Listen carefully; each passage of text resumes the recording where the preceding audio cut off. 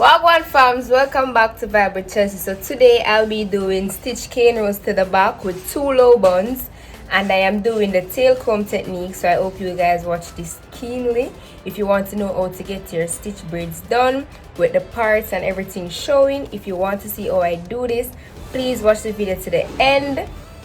If you're new to my channel and you're liking my content so far, please do hit the subscribe button, turn your post notification bell on to be notified every time I post a video. And if you're already a part of the family, please keep the love coming. I really love and appreciate you guys.